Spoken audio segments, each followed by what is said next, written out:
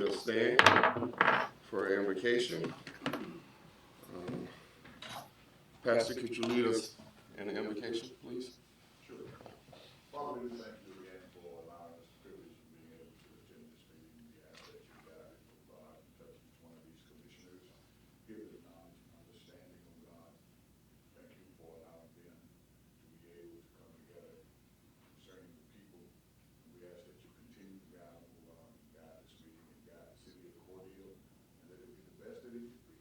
We ask it in Jesus' name. Amen. Thank you, sir. Yes, sir. Could you lead us, Commissioner, in the pledge? I pledge allegiance to the flag of the United States of America and to the republic for which it stands, one nation, under God, indivisible, with liberty and justice for all. Thank you, sir.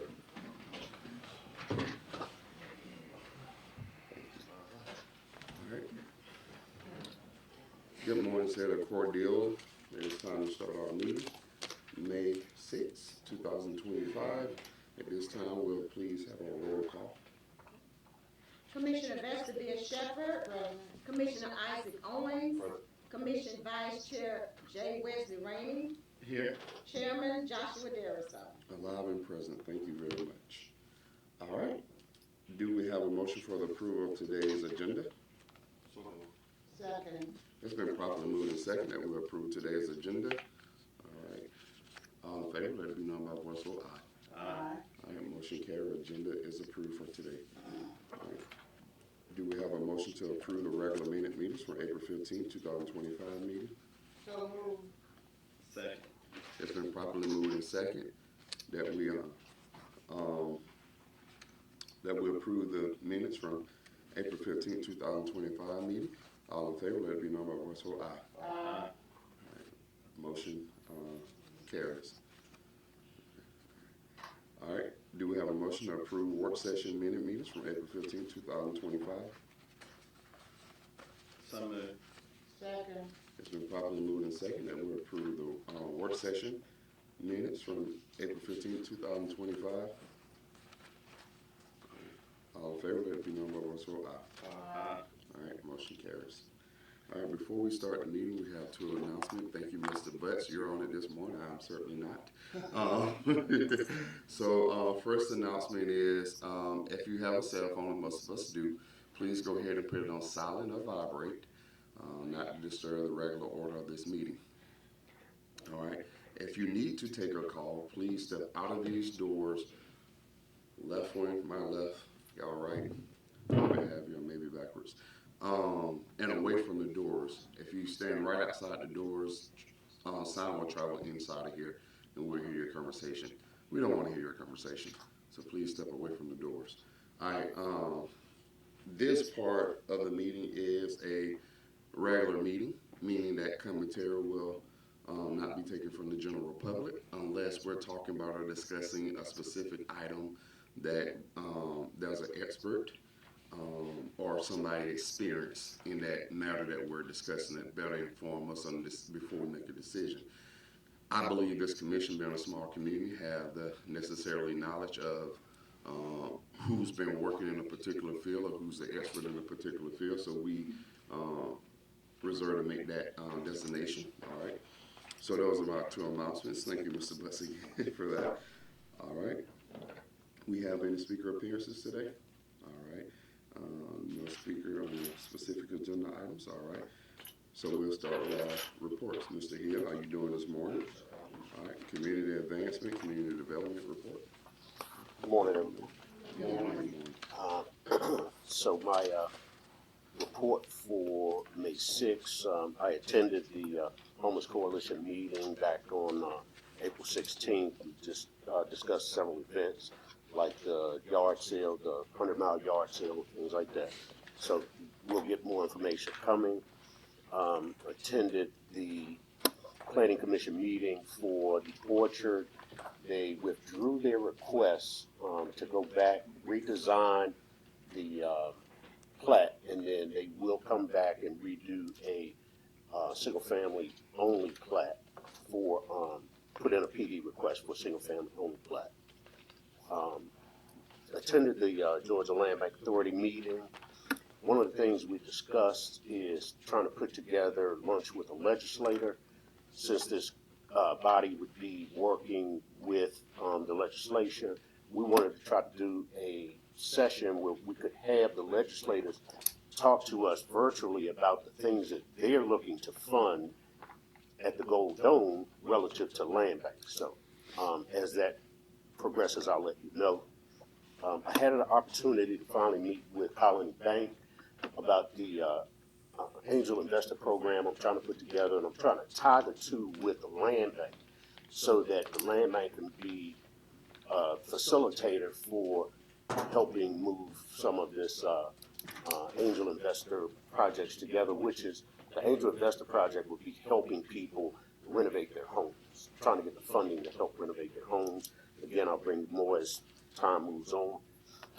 Attended the awards lunch. It was fantastic. The food was so great.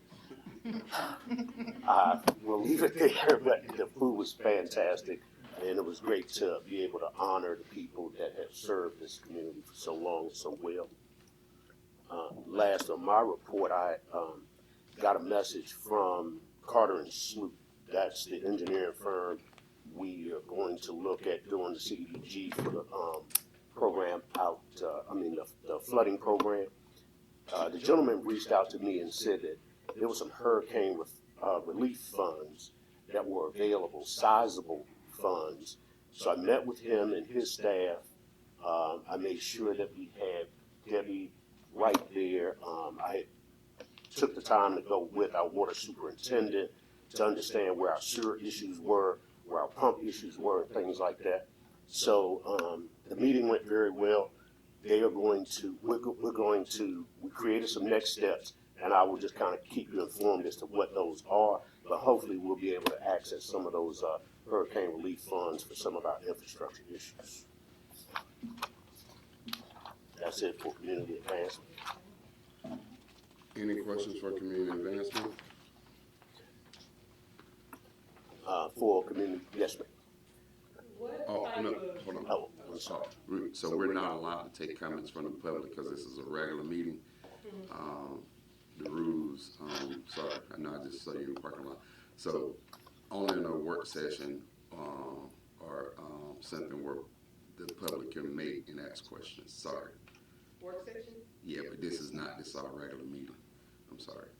Yeah, I have to keep it consistent. No, it's okay. All right, Yes, thank you. ma'am. But I will make my card available. Yes. If you have any specific questions for me, I'll give you my card. All right. Okay. Thank you so much. I'm sorry. Yeah, should have explained that. Any questions for Mr. Hill? Mr. Hill, I do have a question regarding the subdivision, making a change to single family housing. Yes, sir. Why is that? There were a couple of issues with the design, and what the developer decided is that they were going to go with just single family homes. There was some setbacks and things like that that we still need to work through, so that once they do that, they will put together a plat with all of the, setbacks and parameters, and then they will resubmit for a PUD. Setback on their end or our end? Oh, no, setbacks on the property lines themselves. Okay. Yeah, so when you look down at the recorded plat, it tells you how far the house has to set back, Right. how far the size and that kind of thing. So those setbacks, we had Oh, you mean some ordinance setbacks. issues, Okay. yes, sir. So the goal is to address those ordinance issues, come out with a new plat, and then be able to present that in a PD, plan development, rezoning. So they originally wanted to do mix, Yes, and which considered duplexes, townhomes, single family homes, and apartments. yes, sir. And now they're all the way down to just single family homes. That's correct, but I have been working to try to find additional properties so that they would be able to do some other projects as well. Well, them and other developers from the summit I've been at Macon. So, okay. And I think I still got the number. I'll just reach out to him. I'll just reach out to him. Okay. Any other questions for Mr. Hill? Any other questions? Just one, so that's gonna diminish the number, well, I mean, of course, it's gonna diminish, so how is that gonna cut in half the number of houses that we were trying to make available then? What will that, when they talk in terms of going back to single family, have they given you a specific number yet? They have not, that's what the plat will do. They have their engineers working on that now, their design folks. So I'll be able to come back and give you in a report what the final count of the homes would be at that location, once they provide it to me. I haven't got it yet. Originally it was how many? With the apartments and the townhome duplexes, we were looking at about 132 properties. It was then scaled down to, I think it was about 78 or something like that. So with the single family, again, I'm not sure what they're going to be able to plat out, but once they do that, I'll give you that information. Okay, okay. So that was actually, thank you. That was my other concern, because I remember that was the meeting I was away, and people kept sending me text messages and Facebook messages saying, I know Cordele not turning down houses, because that's a big need. My concern is everybody's not in position to buy a house, and I'm assuming these single families gonna be built to order. Like for instance, a person will have to buy the house, then they actually build a house. No, sir, they're actually going to go and create a subdivision first. That was the And so plan they're from just gonna have all the houses available. because in the meeting that was not what was presented. They said they was going to, like most people do, they have the land available, they have the spots available, and then when someone purchases a home, then they build them and let them pick out the cabinetry, the tile, all that stuff, or the design. Because usually now the way they're doing it, you can have single family home plan A, plan B, with the room just slightly over here versus over there.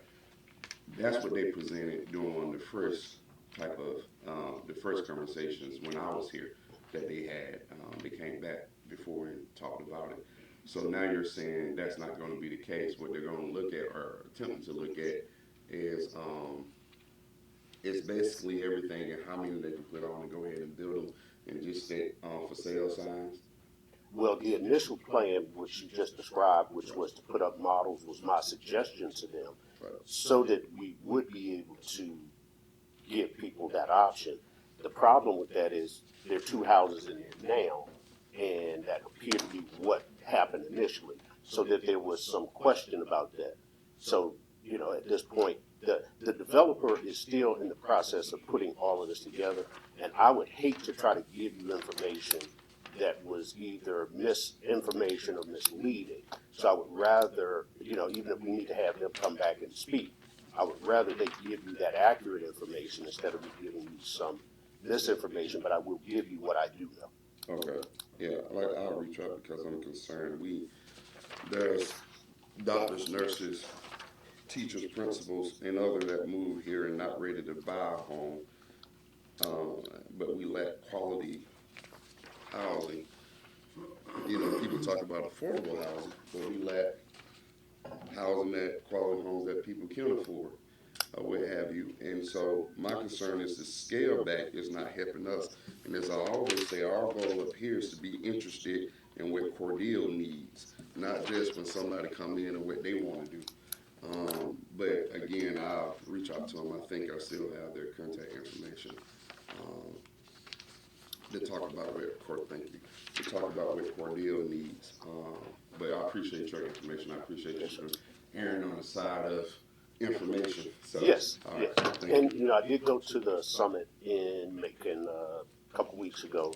I've had 3 developers come here, and I've actually toured them of other properties that we're looking at doing, senior homes, small cottages, rental property.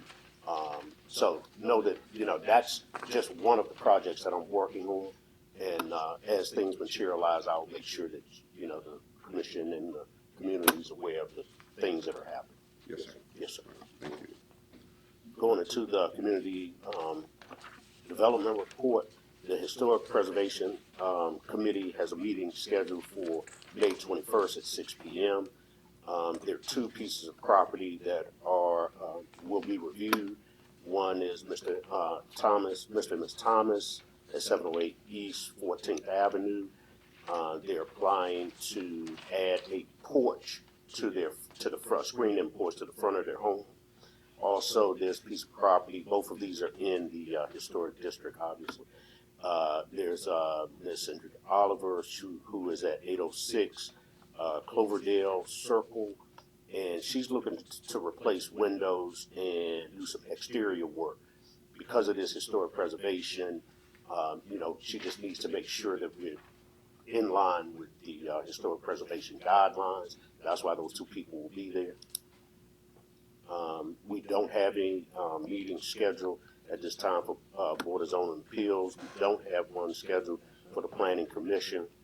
And the revolving loan fund at the moment does not have a meeting scheduled. However, the adjustment was made for the city manager and the city attorney to come off of the committee and act in a advisory capacity. So, and that is the reports. I have Yes, a ma'am. question. The property at 806 Cloverdale Circle is not in the historic district, is it? It is, yes, ma'am. 806. Okay, then Is let me that double, correct address? let me double check, because that's the information that was on the application. But yeah, the concern is, she was trying to put in vinyl windows. What, yeah, it's property that she owns in the historic district, so we need to make sure we have the correct address. I will That's update. her, yeah. Okay, because that was on the application, so I will make sure that I, update that information. But essentially, she wanted to put in some vinyl windows when historic preservation guidelines make a difference. So that's the reason she's coming before the board. I'll make a note about that. Okay. Any more questions for Mr. Hill? I have two questions. I'll try to make Yes, it sir. quick. Well, actually, one question, maybe one suggestion. Question, the two additional members that are needed, what are their requirements, if any, for those two to go on the economic revolving loan? Oh, I didn't know if you were going to answer, but, we'll get those to you all, because I know, the requirements are banker, CPA, is it real estate? Okay, and then the others could be community members. Okay.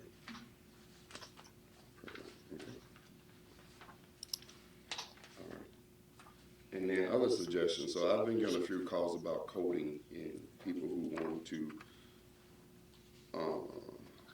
do housing here, restore housing. They've been running into issues, and I love the fact that we're getting tighter on our coding. That's a good thing.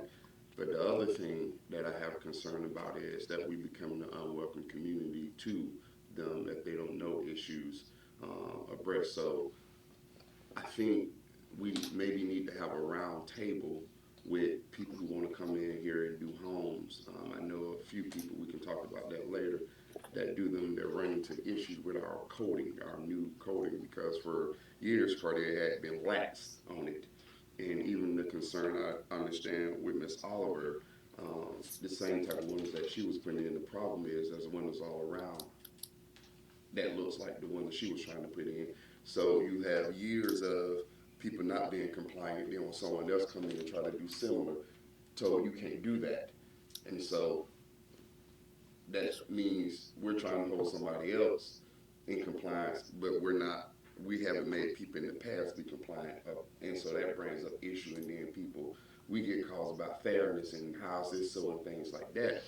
So I think we need to have a round table with our codes, people who want to come in and do homes and housing, and kind of have a session where they understand what we're trying to do, but we also understand from them what we can do with that's legally to relax, because you have a housing initiative yourself, or whatever that you're trying to reach, I believe at the end of this year, and I want to reach that initiative, what have you as well, but it's not going to, in my mind, it's not going to be reached if people keep bumping into the housing, these coding issues. So we need to sit down and before they start, them having a good understanding, but also we have an understanding of where and how they want to do things. Because if we can hear the housing boom here with the cost of everything, I would love to have that happen. And I don't like barriers being put in people's way who trying to come here because people have choices. Even one person called, they were saying, I just do it in Dooley County. I don't want them to do it in Dooley County. I want them to do it right here in Cordele. That's the thing I think we need to do is just have a round table to have some understanding so we remove barriers that we can remove. Um, so we can actually be friendly or friendlier to people who want to come in and renovate homes or build homes or what have you. So that's my suggestion. That was my suggestion. I have met with her, and I try to meet with people that are going through historic preservation issues. I make sure that they understand what the dynamics are, and then provide any other documentation that's needed to support why they want to do what they want to do. So I do agree with you that, there were some issues laxed in the past. I try to explain to people that, if you buy a 69 Corvette, you want to maintain the integrity of that. You don't want to get and put a 1982 seat in this 62 Corvette and it maintain its integrity. But at the same time, the things that you discussed. So I try to work with both sides of the aisle to get what we need and help spur that development. But we need a round table, as I Yes, sir. said, too. I got you, Dan. Because you're not only, that meeting is just not for that. That meeting is also to build rapport that will pay dividends coming back. And so they'll feel welcome as well. So that's the strategic initiative behind the meeting itself. The individual work I get, and I know how hard you work, so I appreciate that. Any more questions from Mr. Hill? No question, but a comment. Yes, ma'am. I received several phone calls about the Christian home subdivision in China, and they said they're now breaking the ground and leveling it off, so there should be some extra housing within Cordele. So. Yes, sir. They've already started breaking ground. Yep. Thank you, Mr. Hill. Ms. Alexander, good morning to you, giving our financial report. Good morning, how are you? Good morning. Good morning, doing well. Okay, sales tax collection for the month of April was $434,876.44. That's an easy report. That's all I have. Any questions for Finance Ms. Alexander, our director? No, ma'am. All right, thank you. Sometimes you're long, sometimes you're quick. I remember Jackie used to be like that. She was like, "What? You got another question?" Yeah. Good morning, Ms. Alexander. How you doing this morning? Good morning. Good morning. Total calls for service for the month, reporting period March 24th through April 29th is 98. The calls of importance, we had 4 smoke scares, we had 10 rubbish or grass fire calls, we had 38 calls for medical assist, 12 motor vehicle accidents, 3 electrical, and we did have 2 structure fires.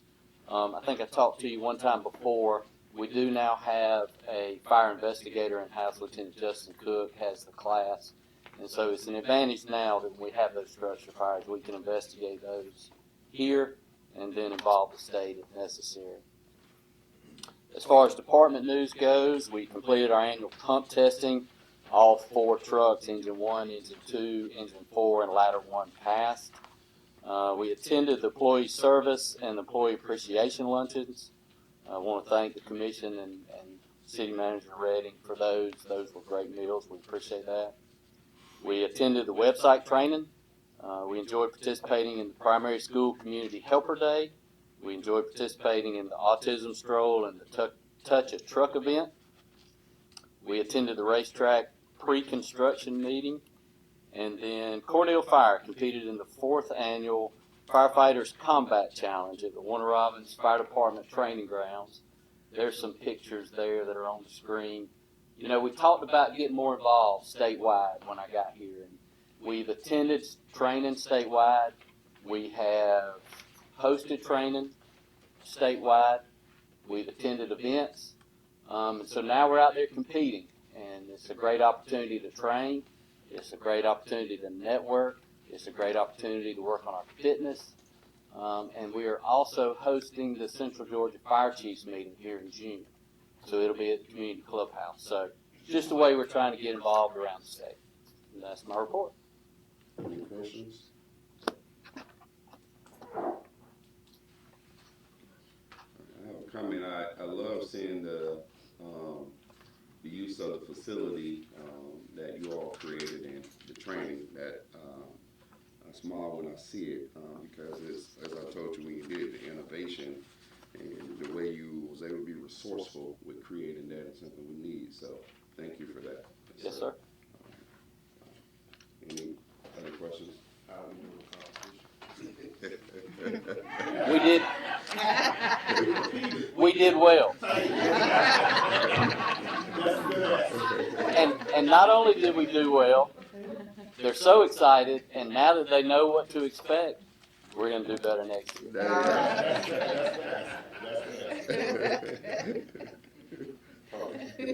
Thank you, sir. Thank you. All right. Mr. Wade, good morning to you. HR.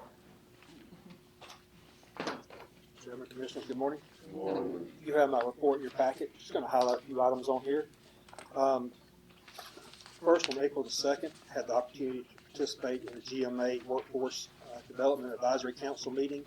And the purpose of that was to describe our experience with the Job with Purpose initiative that we participated in about a year or so ago.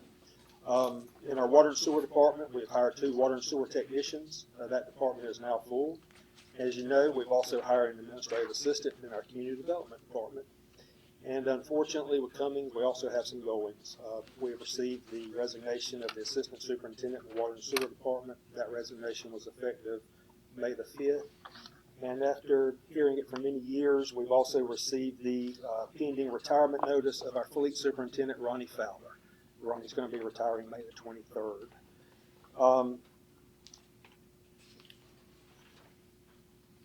Sorry, I lost my voice. As others have mentioned, I did attend the Employee Service Awards luncheon along with the Employee Appreciation Luncheon, and we do appreciate commissioners and city manager setting that up and seeing that program through. Opportunity to recognize our employees as well as to just sit around and enjoy fellowship with one another. We've also promoted a customer service representative, Jermiah Burks. She is now our deputy municipal court clerk, so we have Nancy some help. And then I attended the CTAE Advisory Council meeting and Comprehensive Local Needs Assessment, which was held at the Chris County Middle School. Also attended the South Georgia Technical College Advisory Committee meeting. And then lastly, I'd just like to extend our condolences to the family of Sammy Hill. Sammy Big Daddy Hill was a 20-year veteran of the Cordele Police Department and retired from here as a captain in that department. So we'd just like to extend our condolences to his family. And that's all I have. If you have any questions. Any questions for Mr. Wade? Thank you, sir. Thank you. All right, next up. Good morning, Ness. How you doing? All right. Okay, for the month of April, we had a total of 334 traffic cases. Total criminal cases was 103 for a total of 437 cases. We had 7 bench warrants, 22 license suspensions. Between our cash bonds, fines, probation, web payments, we collected $49,510, and we had a total of $2,246 refunds. Okay. Any questions for Nancy? How's it going? Going excellent. How's Jemima She's working together? I mean, like working. as We far as work. like working through. Yes, we're working together. I mean, you know, it's a good fit. Okay. A very good fit. Okay. Now, how soon, because it is a new role, will training take place? I got to get her set up. I think it's July. I gotta get her set up for her classes in July. Okay, and then I know, so you took Jackie's place, Yes, the sir. transition there. I don't know how much y'all share responsibility. I know y'all talk all the time because when I walk by y'all, Yeah, I mean, usually we in one did, another's office. So, like I said, we did the same thing, but we Okay. did different things. okay, okay, So, okay. you know, but me and Jemiah are working our way together to where we're doing the same thing. If y'all need some assistance or y'all need anything to help y'all catch up or somebody coming in helping, please reach out to the city manager and Okay. she'll let us know because we don't want the court to get behind and we realize it's changed there and everything. Yeah, because there was a lot of knowledge there. Yeah, and I know I saw Jackie out to Walmart and she was, saying that she was available if you all needed to come in and do some things, help show y'all to do some things. So don't be shy on that or what have you. If that is Yeah, 'cause she indeed has a a need. vast knowledge. Yeah, yeah, and that's what I worry about between who left on that side of the building, the knowledge that left Right. as well. Staples over there for before I was born. So She was a vast of knowledge. yeah, She was on top of. right, right. So please let us know. Okay. Or please let the city manager know. She'll let us know. Okay. All right. Thank Thank you. you. All right. All right. Next, police, who will be giving codes and animal as well, animal control. Good morning. Good morning, sir. Reporting period is going to be from March 25th through April 28th. Part 1 crimes, total of 47. Robberies, we had 1 reported. Motor vehicle thefts, we had 3. All 3 of those were recovered. Aggravated assaults, total of 8. 4 arrests were made in those cases. Larcenies or thefts, total of 34. 8 of those were entering auto. 12 shoplifting. 9 adults were arrested in those cases, and 14 other thefts. Burglaries, we had 1, and that was a residential burglary. Part 2 crimes, you had 116. Incidents reported, 253. Community contacts, a total of 6. Citations issued, 266. Warnings, 119. Total calls for service is 1,620. I'd like to, as far as departmental news, thank everybody for the allowing us to attend the employee appreciation. I think that was really great. That's something that our employees definitely look forward to, and they enjoyed it this year as they did previous years. So thank you again for that. We also have 1 applicant that will be starting on May 12th. He'll be a cadet with us. And we also have 1 applicant, actually 2. We just received another application this morning. So 2 applicants in the hiring process. We have 1 cadet in week 16 of the police academy, and she's scheduled to graduate on May 23rd. We will be attending the Public Safety Memorial Service at the Georgia Public Safety Training Center on May 8th in Forsyth. Each year, Georgia law enforcement officers that have died in the line of duty are honored. This year, former Chief William Forrest with the Cordele Police Department, formerly with the Cordele Police Department, will be honored. Chief Forrest was assassinated outside of the Central Hotel in 1909, and the gunman was the son of the previous police chief, actually, who held the office for many years, having recently been defeated by Chief Forrest. So Chief Forrest served almost 3 months, and I'll be accepting the award in the family's behalf at that ceremony. We'll also have the opportunity to send a group of officers. They'll be attending the ceremonies in Washington, D.C. in May at the National Law Enforcement Officer Memorial. Chief Forrest is going to be recognized there, and his name will be engraved in the Officer Memorial Wall. So that was a great when I went last time, and now we're able to send some officers there too. So we'll be in attendance for Chief Forrest honoring. Our department will also be participating in the National Train Day, which is on May 10th from 10 to 2 at Sam Shoreline. And that's all I have for the police department. Any questions for police? All right, thank you, sir. All right, codes. Same reporting period. Abandoned vehicles 4. tampering with utilities or property is 2. Unsafe, unsecure structures, 2. Weeds and junk, it's that time of year. We had a total of 28, and then 13 other. Code compliance officers, everybody with the police department really participated in the autism walk, the autism stroll, and touch a truck event. Went very well.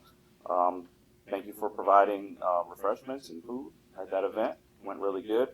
Officer Lynn, with code compliance, was able to pass his exam, and he has renewed his ICC plumbing certification. Also, Code Compliance Division collaborated with Keep Chris Beautiful and coordinating trash pile reporting and enforcement. We're just trying to bring, again, awareness, constant awareness to stuff like that. A couple of other things that I didn't have on the report, but we did attend a pre-construction meeting with Racetrack. That went very well. They're kind of just planning, they're actually planning a roundabout for an area, but we can talk about that later. But it was a good meeting. The second thing was, like as Ms. Vesta announced, was Christian Homes has started basically putting in utilities of groundbreaking, so that's a positive thing that's happening here in this community. I know for a long time I was talking about Christian Homes and really didn't have updates, but now they're starting to break ground, so that's a really good thing. I kind of want to double back on something that was brought up to Mr. Maurice. I think a roundtable is a great idea. Anytime we have an opportunity to get communicate and bond or meet with community leaders, members, or just people who are interested in coming to this community, we definitely look forward to that. I would also, while we're still scheduling that, and even after that, encourage people to come to the police department and talk with Codes. I just want to kind of put out there that Codes has been doing this, but we haven't been very vocal about it, but they're more than willing to meet with people who have any code-related issues. We'd love to meet with people on the front end versus the other end of it. And so they're more than willing. So I encourage people, please, before you start projects, if you have any questions, anything, please come to the police department right up here, and we will be more than willing to talk with you and walk you through any processes. That's all I have for codes. Unless there's any questions. So, Yes, ma'am. no question with our organization. I see they're taking down the huge building that was on 24th Avenue, right in the Christian Home subdivision on the back side of it, on the front side of it. Yes. The building was never occupied, but they said it was built in the middle of a street that was 12th Street for years ago. Right. So it's coming down. We're trying. I can tell you we're pushing it. It's an uphill battle for sure. But we have a really good group there. We really do. And it's just fine tuning, but we're getting there. So thank you for acknowledging that. If there's no other questions on codes, I'll move to animal control, same reporting period. Total intakes, basically dogs and cats, had 144. There's one that wasn't on there. We had an exotic animal that came in. That was pretty interesting. It was a lemur we got at the animal shelter, but so that was one. City intakes, we had a total of 85. Intakes for Pierce County, total of 82. Oh yeah, that was very interesting. Total intakes, I should have put the picture up there. Total intakes from other entities, 26. Number of calls received, 68. Adoptions, we had a total of 45 adoptions, 33 rescues, 3 owner reclaims.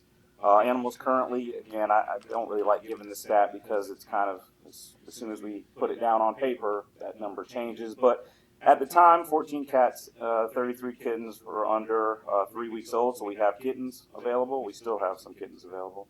And 30 dogs, 7 are newborn puppies. We have 7, well, I think it's 6 now, adorable puppies that are available. Citations issued 8, warnings 10, and there's some openings at the shelter.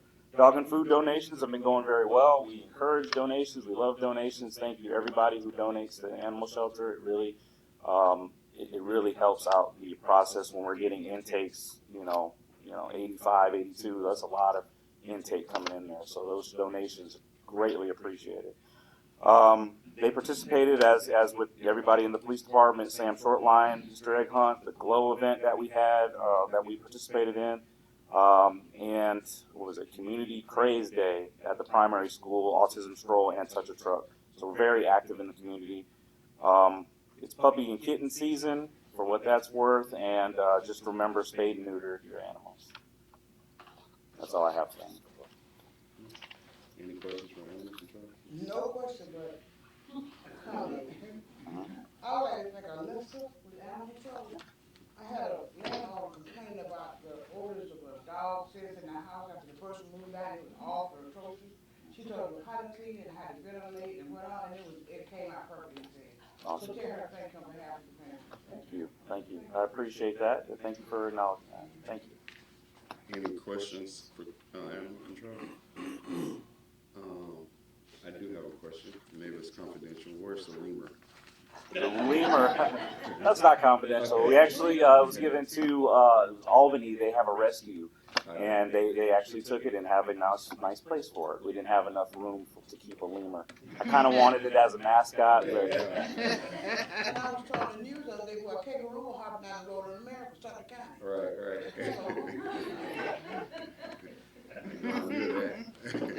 the next thing you know, we'll have an intake of a kangaroo at the shelter. This way. Right. So, anyways, they do a great job at the shelter. They really do. So, Thank you, sir. Next is Public Works. Good morning. Good morning. How you doing? Good, how are you all? Good. Good. All right, beginning with our cemeteries and parks department, routine grass maintenance is ongoing. The department has completed 75 customer reported and routine maintenance work orders. Our gas department will begin their annual regulator and relief inspections this week. We are set to begin our annual valve maintenance in May this month. The crew continues to perform routine job tasks such as responding to customer complaints, suspected leak response, new service installation, requested removal of gas services, and general operations and maintenance tasks. The department has completed 36 reported and routine maintenance work orders. Our street department, we have completed hauling inert material to the landfill, and an email was sent to EPD on April 18th. The street sweeper was rear-ended on 16th Avenue and will not be running again until it is repaired. The shop is currently in the process of getting the repair process started. We hope to get a rental unit as soon as one becomes available. The department has worked to clear storm drains both before and after rains. The street department has completed 25 customer reported and routine maintenance work orders. And our water sewer department has completed 63 customer reported and routine maintenance work orders. And our Gov Deal sales total for April is $156. That's it. Any questions for Public Works? Thank you so much. Yes, sir. Thank you. Next is social media and marketing. Mr. Smart, good morning to you. Good morning, Honorable Chairman, members of the City Commission, City Manager Redding, heavily involved in Georgia City's Week on behalf of the city, and I submitted a lot of that material that we covered to Georgia Cities and Georgia Municipal Association. The other thing I would like to talk to you about in just a moment, and really give a shout out to the website committee. We met for 3 hours with the Granicus training back on April 24th. It was our first basic user training. Very quickly, the session covered how to find content, ingest documents and pictures for page content creation, editing, saving, publishing, organizing content in categories so it can be easily found in the building of our pages. And Granicus sent us a video, a link to the video of the class, which has been invaluable, but I can tell you that your website is shaping up well. It is looking great. City manager has had the opportunity to surf through it a little bit, and she seems to be very pleased. And so administrators, super users, they're working in their pages now as time allows. They are taking a look at material that was migrated over. They are updating that material as they go along that came over from the old site, giving it a fresher look if they need it. The commission pages, new pictures have come in, and commission pages have been updated as well. We'll continue to work on those. But it is looking good, and I think that you will be pleased with what your committee has achieved.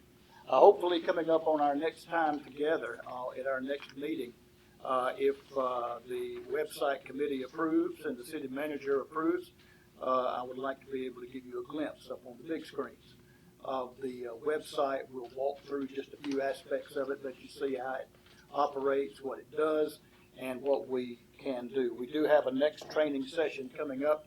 I'll be sending out invitations for that, hopefully for next week.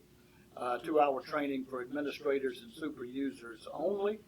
And other than that, that is my report. Unless you have questions, then I'll try to answer. Any questions from Mr. Smart? No questions, sir. I have a comment.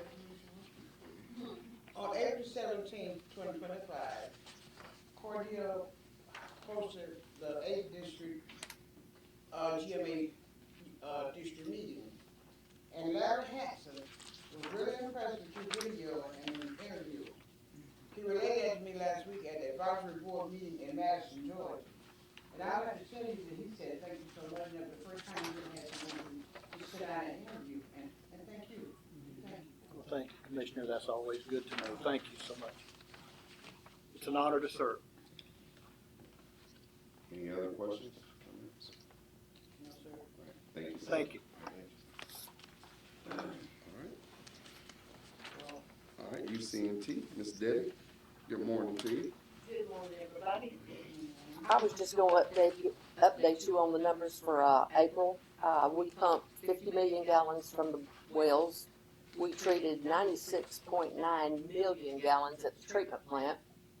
We got 3.6 inches of rain for a total of 16.45 inches of rain so far this year. The best news of all is our brand new grant paid for generator was delivered last Monday. It's a Caterpillar 500 kW. It's huge.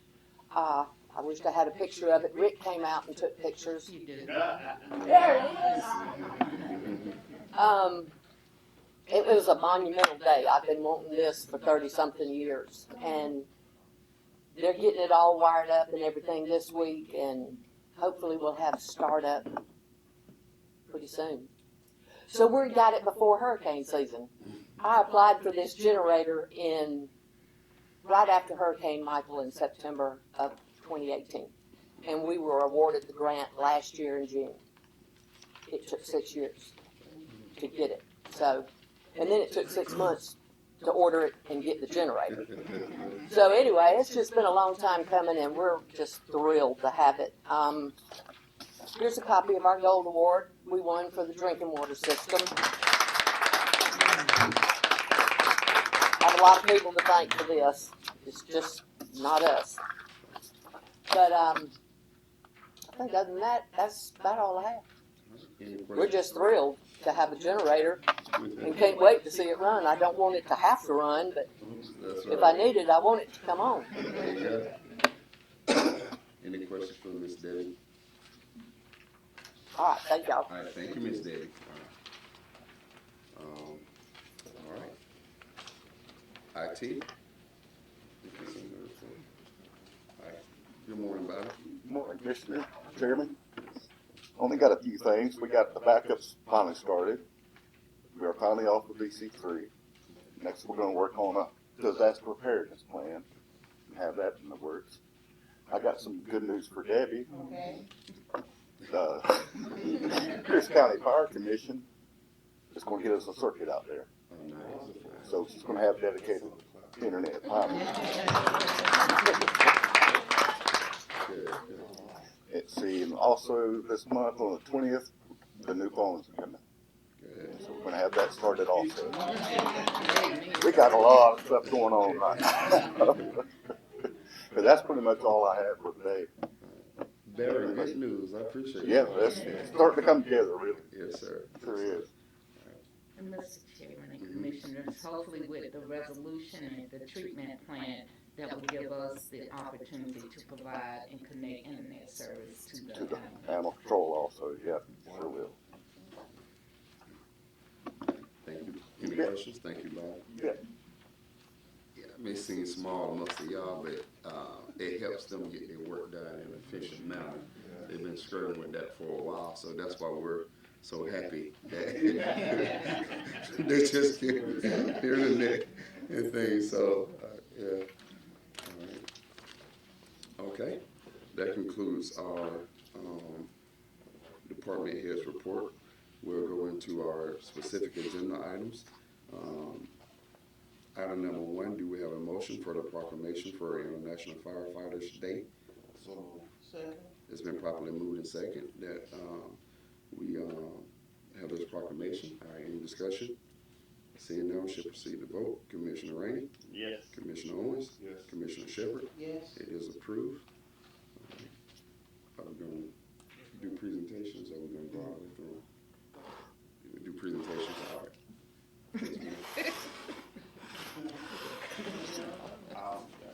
Yes, ma'am. Yeah, five, International Firefighters Day.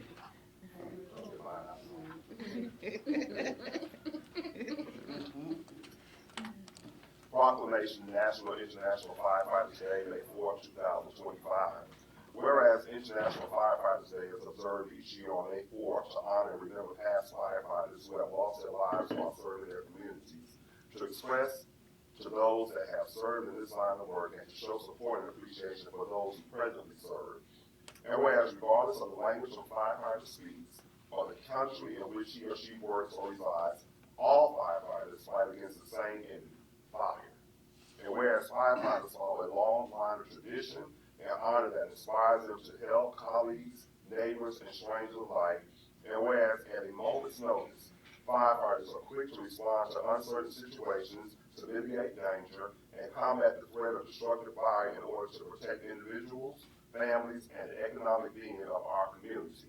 And whereas the demands of firefighting are accomplished and accompanied by both personal and physical tolls that all firefighters knowingly accept while risking their lives to protect the lives of others. Now, therefore, the City of Cordele supports and appreciates the City of Cordele firefighters who protect our lives and property so diligently throughout the year, and remembering past firefighters who dedicated their lives to preserve our safety. Given the 6th day of May 2025, City of Cordele Commissioner Joshua Darriso, Chairman, Commissioner J. Wesley Rainey, Vice Chair, Commissioner Nestor Bill Shepherd, Commissioner Isaac Owens.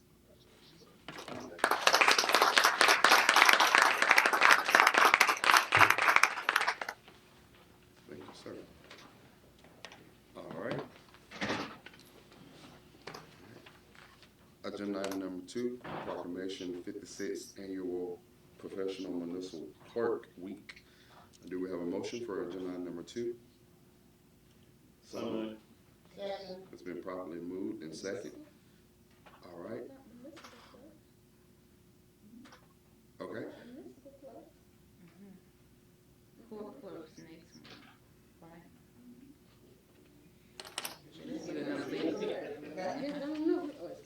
All right. No, No, we she's here. I don't Municipal know if Felicia's here yet. Clerk, all right. We have a motion and a second. All right, any discussion? Got to vote. All right, Commissioner Shepherd? Yes. Commissioner Owens? Yes. Commissioner Rainey? Yes. All right. It is approved, motion carries. Commissioner Shepherd, got that. Oh, you put, Go ahead, go ahead. We're gonna work it out. The 56th Annual Professional Municipal Clerk Week, May 4th, May 10th, 2025. Whereas the Office of Professional Municipal Clerk, a time-honored and vital part of local government, exists throughout the world. And whereas the Office of Professional Municipal Clerk is the oldest among public servants. And whereas,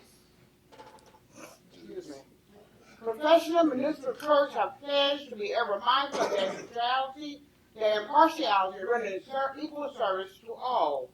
And whereas the professional municipal clerk service as an information center are functions of local government and community. And whereas professional municipal clerks continually strive to improve the administration of the affairs of the Office of Professional Municipal Clerks throughout participation in education programs, seminars, workshops, annual meetings in their state, provincial, county, and international professional organizations. And Whereas it is most appropriate that we recognize the accomplishment of the office of the professional municipal clerk.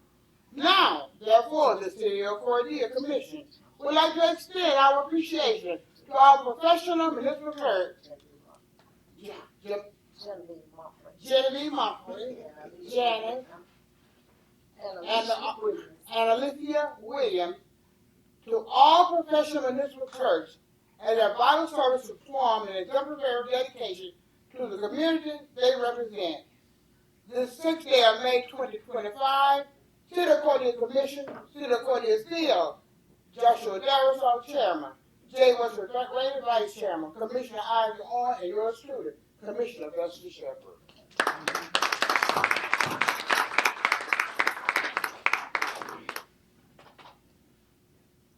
Good job. Congratulations. All right. Agenda item number 3, proclamation Drinking Water Week. Do we have a motion and a second? Second. Properly moved in second. All right. Any discussion? Seeing none, should proceed to vote. Commissioner Owens? Yes. Commissioner Shepherd? Yes. Commissioner Rainey? Yes. All right. Those approved. All right. Commissioner Owens? Proclamation Drinking Water Week. I guess we'll just read it. She's coming. She Oh, gotta take it. I thought you wouldn't check it in.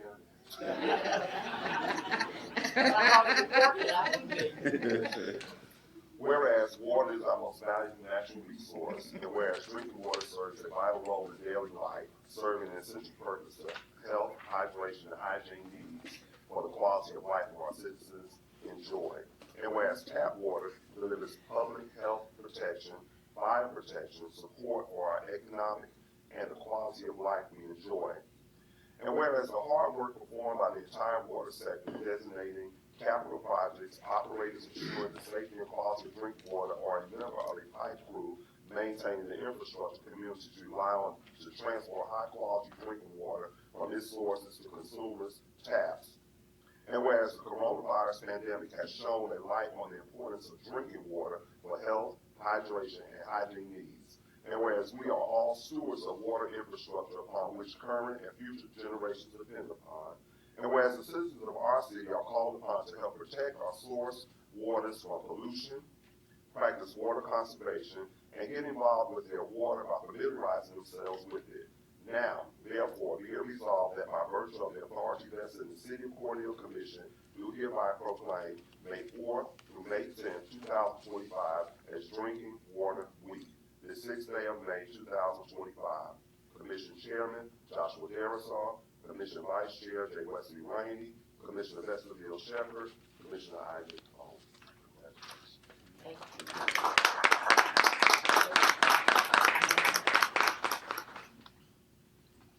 Thank you. Miss Debbie and her crew works hard too. I appreciate that. All right, next is proclamation for National Hospital Week. All right, do we have a motion and a second? So, It's properly moved in second that we approve this proclamation. All right, any discussion? Seeing none, shall proceed to vote. Commissioner Shepherd? Yes. Commissioner Rainey? Yes. Commissioner Owens? yes.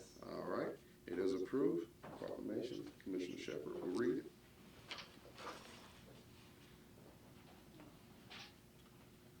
And while they're on their way here, it is an honor to do the hospital. I was fortunate enough to work with Chris Regional Hospital Services from 1979 to 1997. The community really needs a great hospital, and we have one, and thank you all so much. Well, thank y'all for your support. Uh, Thank you for your support. Proclamation, National Hospital Week. Whereas National Hospital Week initially began as the day created in 1921. This day was used to promote confidence and education in the hospital following the Spanish flu of 1918. It was lengthened until a week in 1953 to allow the additional public education. And whereas the initial hospital day was chosen to honor the birthday of Florence Nightingale, May 12th. Florence was a pioneer of nursing profession and credited with instituting early sanitation practices. It only makes sense that National Hospital Week and National Nursing Week overlap. Whereas National Hospital Week recognized over 6,000 hospital and healthcare systems and outstanding staff members that contribute to the teamwork required to provide quality health care. All hospitals are included in this recognition, from acute care hospitals to veteran hospital administration, to children, psychiatric hospital, clinical staff, maintenance workers, supply chain workers, medical records, billing department, and so many, many more vital maintaining the seamless flow of hospitals. And whereas National Hospital Week is sponsored by the American Hospital Association, their theme for 2024 was a healthy hospital community. National Hospital Week gives the opportunity to highlight our hospital, healthcare system, and healthcare providers.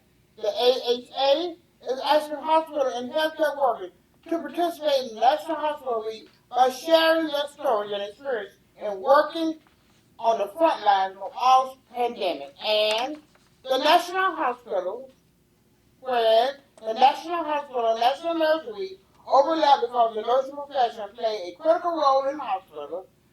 The depth and breadth of national professionals meet the different and emerging health care of the American population in a wide range of settings.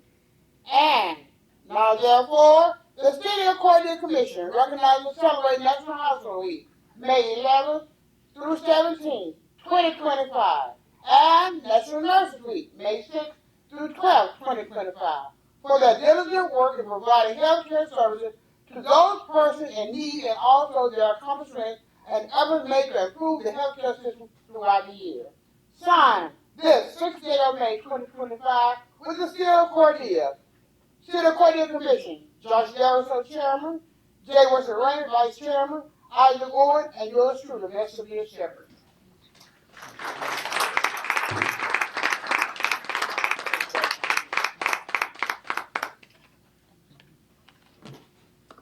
Thank y'all for the work y'all do, keeping us healthy. And all right. All right. Next is the proclamation for National Police Week. I do have a motion and a second.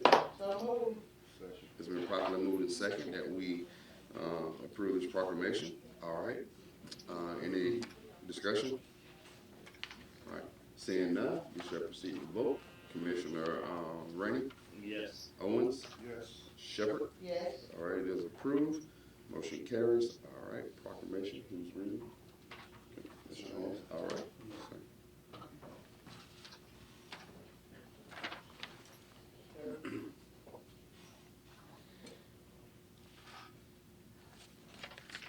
Proclamation National Police Week, May 11th through 17th, 2025.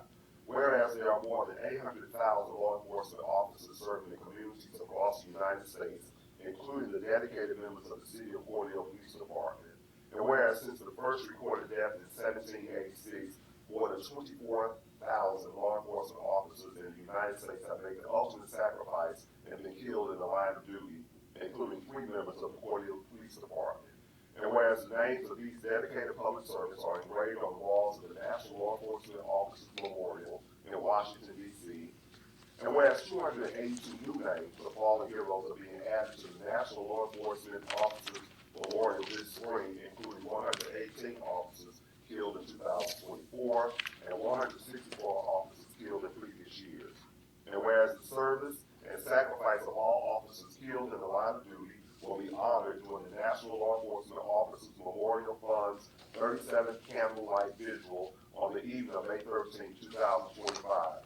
And whereas the Candlelight Vigil is part of National Police Week, which will be observed this year, May 11th through 17th. Whereas May 15th is designated as Peace Officers Memorial Day in honor of all fallen officers and their families, and U.S. flags should be flown at half-staff. Therefore, be it resolved that the City of Cordele Commission will observe May 11th through 17th, 2025 as National Police Week in Cordele, Bruce County, Georgia, and publicly salutes the service of law enforcement officers in our community and the communities across the nation. The 6th day of May, 2025, City of Cordele Commission, Chairman Joshua Garrison, Vice Chairman J. Wesley Rainey, Commissioner Bill Shepherd, Commissioner Isaac Owens.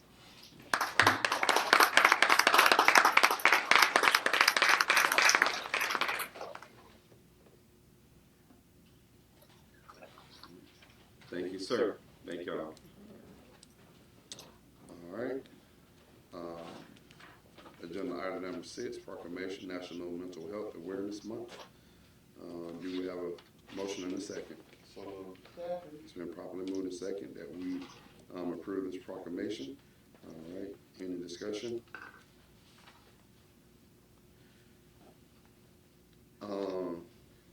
The only thing I'll say about this, I have worked a long time in this capacity, and I take what we say do here seriously. People know that. The fifth whereas each business, school, government agency, healthcare provider, organization, and citizens share the burden of mental health problems and have a responsibility to promote mental awareness and support preventional efforts. I hope today when we approve this proclamation that we actually mean that, especially when it says government agency, being that we're a government agency. So I'm going to, it is approved today, hold this commission accountable to this proclamation if we make it, because I don't think we have done a great job in this capacity as well, working in the field for so long. But so hopefully I'm not a big fan of doing things for ceremonial or procedural ways and not mean it. So, but anyway, that's my discussion on it. Do we have any further discussion? Seeing none, shall proceed to vote. Commissioner Owens? yes. Commissioner Shepard? Yes. Commissioner Rainey? Yes. All right, motion carried is approved. All right, Commissioner Shepard, I think we'll read it. Is there anyone here from the mental health?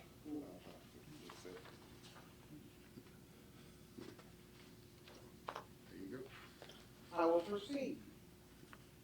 Proclamation, Mental Health Month, turning advocacy into action nationwide. Whereas the area that someone lives in plays a significant role in their overall health and well-being. And whereas surrounding can impact if, how, and when a person's needs are met, which in turn affects mental health. And whereas having safe, stable, and healthy home conditions set the foundation for achieving and maintaining good mental health.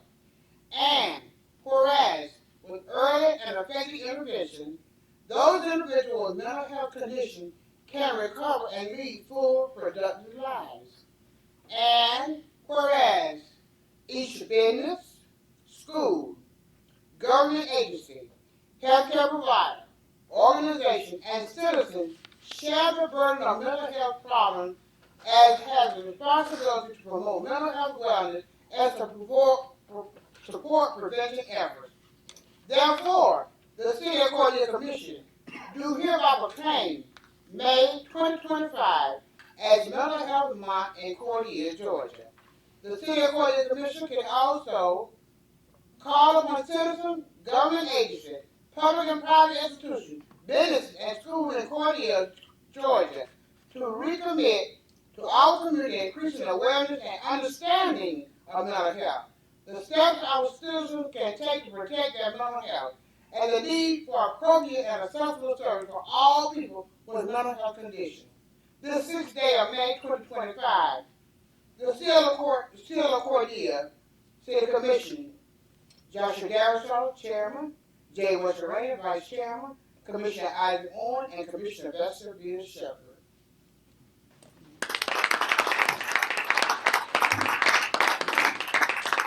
And sir, if you would like, I will deliver this to the mental health group. Okay. Yes, ma'am. All right, thank you, ma'am. Agenda item number 7, swearing in to serve on the Community Clubhouse Coordination Board, Ms. Jean Oliver Burke. Do we have a motion? So moved. Second. All right, been properly moved and second. Any discussion? Seeing none, shall proceed to vote. Commissioner Owens? Yes. Commissioner Shepard? Yes. Commissioner Rainey? Yes. All right, it is approved. Motion carries. Mr. Burks, if you could step forward, I have the oath right here. You'll take The way we do it is I read it. You can come around this way if it's easier for you. Yep. I'll read it, and then you just, raise your hand and say, I do, or what have you. How you been? Well, Yeah, is that? good. It's also Teacher Appreciation Week, I believe, right? And Miss Burke and I served in trio for a long time. Well, she served way longer than I did, but we used to go to conference together. So good to see you. All right. The oath of office is: I solemnly swear or affirm that I will support the Constitution of the United States and the state of Georgia, that I will, in all respects, observe the provision of the charter and the ordinance of the city of Cordele, and that I will and truly perform the duties as a member of the Community Clubhouse Coordination Board, that I am not the holder of any unaccounted for public money due to this state or any other political subdivision or authority thereof, that I am not the holder of any office of trust under the government of the United States, any other state or foreign state, which by the laws of Georgia I am prohibited from holding, that I am otherwise qualified to hold said office according to the Constitution and the laws of Georgia, and that I will, to the utmost of my skill and ability and endeavor, to promote the interests and property of said city without fear, favor, or affection. So help me God. All right. Thank you, Ms. Burke. All right. All right, let's see.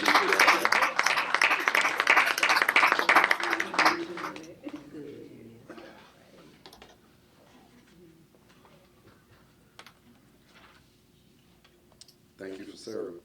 Thank you. That's right.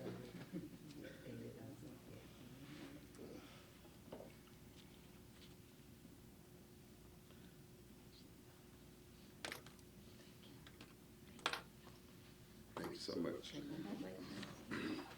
All right. Agenda number 8, event permit, Juneteenth celebration, Saturday, June 4th, 2025. It has been reviewed. Well, no, sorry, take that back. Police escort is requested. Is to block off 12th Street and 16th Avenue at 15th Avenue. All right. Do we have a motion and a second? So moved. Second. It's been properly moved and second that we approve our agenda number 8. All right, any discussion? All right, seeing none, we shall proceed to vote. Commissioner Shepard? Yes. Commissioner Rainey? Yes. Commissioner Owens? Yeah, you getting any money from this? No. It's not a conflict of interest then. All right. Okay. All right. All right. Just make sure you vote yay. Yes. Okay. All right. Okay. It is a motion carried. Event is approved. You're welcome. All right. Agenda number 9, consider and approve a voting delegate flag bearer for the Georgia Municipal Association annual convention. Do we have a motion and a second? So moved. Second. It's been properly moved and seconded. Consider and approve a voting delegate and flag bearer for the Georgia Municipal Association annual convention. All right, any discussion? Well, I guess it has to be some discussion. Mr. Chairman, just so you all will have the information, for the voting delegate, the meeting, the annual business meeting will be held on Sunday, June 22nd from 3:30 p.m. to 5 p.m.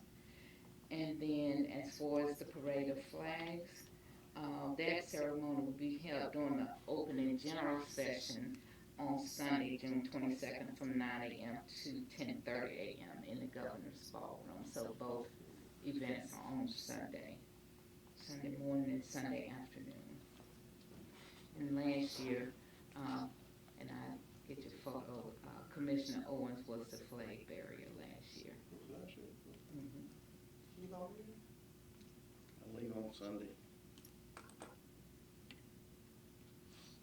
there? Mr. Chairman, will you be there? It's gonna be hard for me to do all that walking, that's what my concern is, but, you know. Yeah, he already said do it because he know I ain't gonna do it.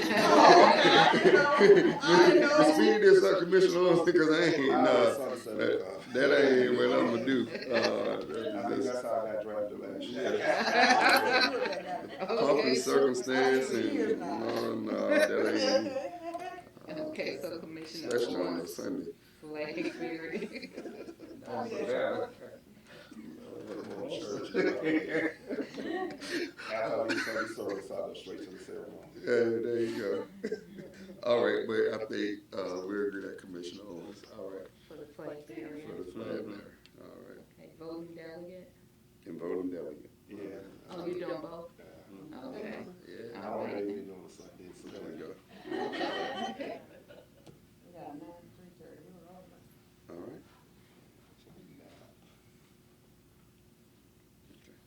Any other discussion? You got them down for both, Yes. so you don't back out. You all voted, right? Yes. Okay. All right, good. All right. Agenda item number 10, consider and approve alcohol license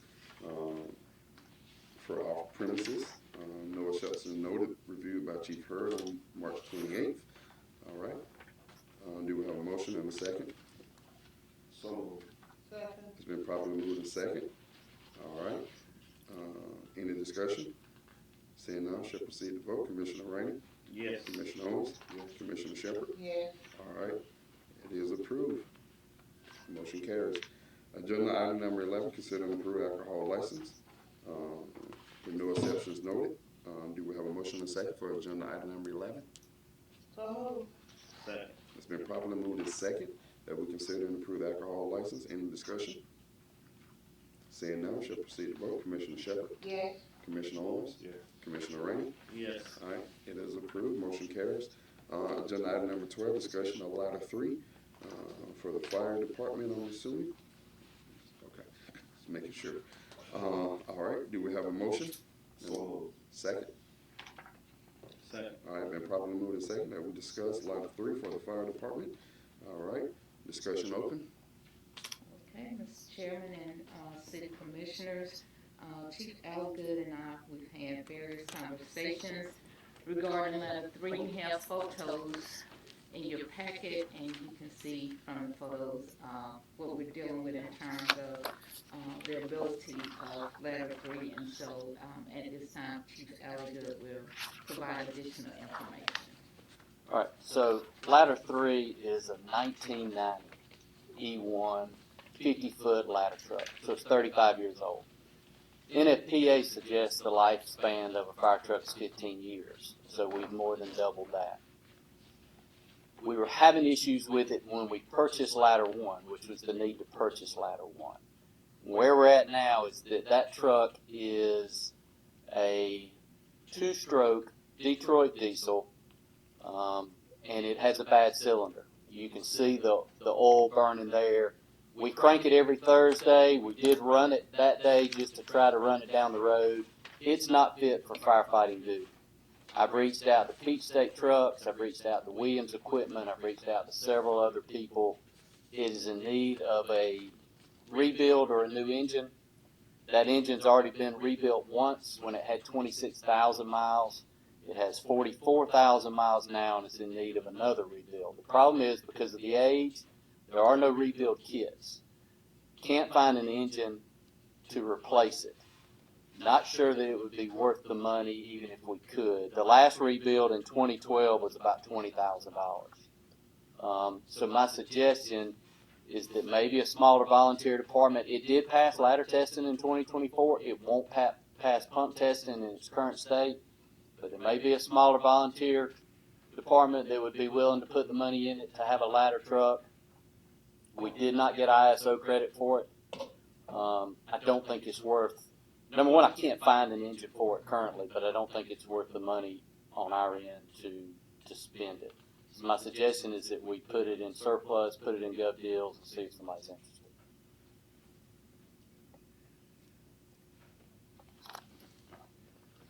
Any questions? You all? So we've basically been operating as we have been without it being Correct. useful. Yeah, The downside is we don't have a spare ladder if we do that, if ladder one goes down in the county, because it is the only ladder in the county.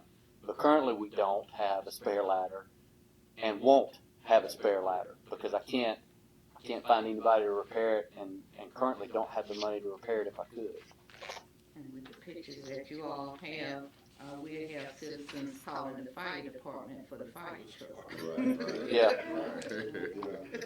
Yeah, That's because what of I was that bad thinking. cylinder. Right. I have a fire truck going to hit.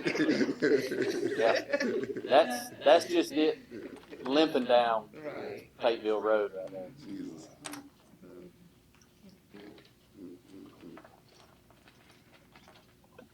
And so, 13 ties into 12 where we are asking for consideration and approval to surplus the fire truck and hopefully we can get a good price for it that will assist with a needed purchase for a backup.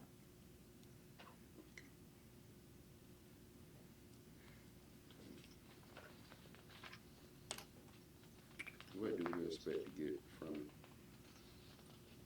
Speaking to Peach State Trucks, I'm gonna, if I'm able to, list it for 20,000, or best offer, and we'll see. It does have value. We'll just see what that value is. It just depends on what somebody's willing to offer. And then as far as ISO, they will credit like a squad truck or something like that for an aerial. Yes, part of that discussion is because that truck and we don't have a heated and cooled place to store it. We built the pole barn to store it out on Pateville Road in that secured area where the water tower is. That was the best we could do.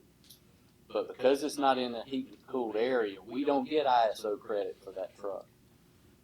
We would get ISO credit for a squad truck, which would be a smaller vehicle without an aerial ladder, but it would carry all the equipment that an aerial ladder carries.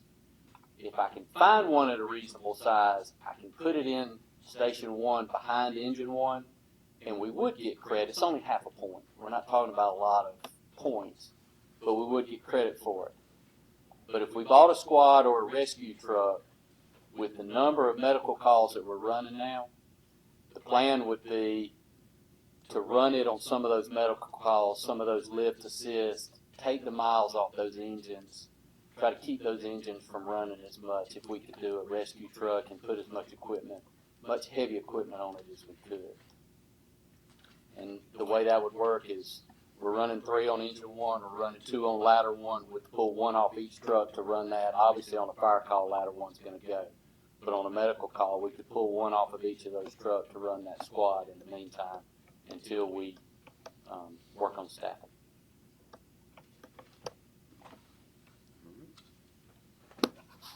Any further discussion on agenda item number 12 and 11? Okay, all right. Agenda item number 13, consider and approve the request for the fire department to surplus ladder 3 and dispose of the surplus item, vividgovsdeals.com. Do we have a motion and a second? So, second. Properly moving second. All right. Any discussion? Any further discussion? Seeing none, shall proceed to vote. Commissioner Shepard? Yes. Commissioner Rainey? Yes. Commissioner Owens? Yes. All right, it is approved. All right, motion carries. All right, next we have our city manager report.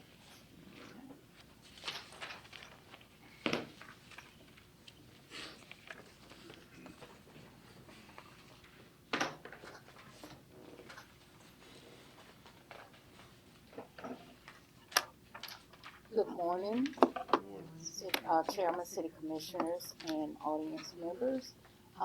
First, I would like to just recap a few events since the last meeting. On April 23rd, the Chamber of Commerce hosted their administrative professionals luncheon, and so we had the opportunity for some of the employees to attend that event, and they enjoyed, and some even won door prizes. On April 21st, we held the 2025 Milestone Service Award. These are the honorees. 5 years, Brandy Aiken, Police Department, Jamiska Jones, Police Department. 10 years, Christy Perry, Police Department, Gwen Porter, Police. Melinda Spillers, HR. 20 years, Captain Jeremy Taylor, Police Department. 25 years, Dennis Bryant, Utilities Control and Treatment. 40 years, Ronnie Fowler, Public Works, and 45 years, Benny Hart, Public Works. So again, we thank those employees for their dedicated service to the city of Cordele. And again, the milestone awards are for those employees who achieved these milestone years last year.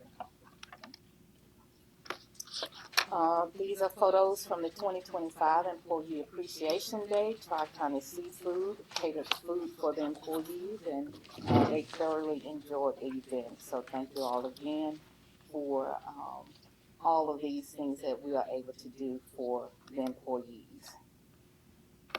I had the opportunity to attend the Autism Stroll and Touch a Truck event.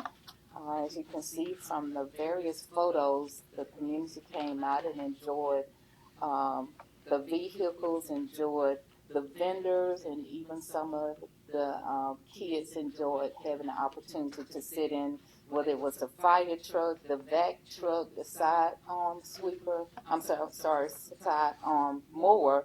They all enjoyed coming out. And so thanks to the employees who participated and worked that day to make it a great event for the community. Afterwards, we had a hot dog lunch, and the lunch was enjoyed as well. Upcoming events, Mental Health Awareness Month, the Community Council, they are holding an event at the Dowdy Building, and they'll walk to Middle Flint Behavioral Health and Wellness Center, and we'll hear from a speaker at the center. Mother and Son Dance is this Friday, May 9th, from 7 p.m. to 9 p.m. And then the ministers' meeting will be held on Thursday, May 8th at the Community Clubhouse from 9:30 a.m. to 10:30 a.m. Additional upcoming events, National Train Day, Saturday, May 10th, from 11:45 a.m. until 1:15 p.m. And then, of course, the Juneteenth celebration event that was just approved will be held on June 14th from 11 until 6 p.m. The Back to School Bash. I know May is the month when kids get out of school, but we're already planning for when they go back in August. And so the Back to School Bash will be held on Saturday, August 2nd. And then, of course, Day Out with Thomas, which is always a big event for the city of Cordele, will be held every weekend in June except the last weekend. So as you can see, it's party time with Thomas the Train. We have a Propel Community Update meeting that will be held on Thursday, May 15th from 8:30 until 9:30 a.m. at Albany State University, Cordele location. And we're inviting all to come out and hear an update about the past year of Propel in the community. Light breakfast will be served. We've received various calls regarding the CHIP grant. And as you all know, we were approved and funded for the CHIP grant. And so very important information, the flyer that you have, as well as the map that is located with that flyer. The date for the call-in event is very important. It's Tuesday, May 20th from 8 a.m. until noon. And there are 3 ways that residents can sign up for the event. They can call the 1-800 number that is listed on the flyer, visit the website, and this year they can scan the QR code. And so again, Tuesday, May 20th from 8 a.m. to 12 p.m., we will have flyers in the lobby. Maurice will distribute flyers around the community. But very important, we know we've had a waiting list for years, but this year they are requiring that all those who are on the waiting list, as well as new applicants, they have to complete a new application. So even though they're on the waiting list, they must complete a new application.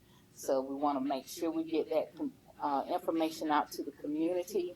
And also, if you look at the map, the CHIP grant is available to all residents living within the city limits. But however, the priority will be given to those who live in the target areas that are identified on this map, and the street names are listed as well. But again, all can apply for the CHIP grant.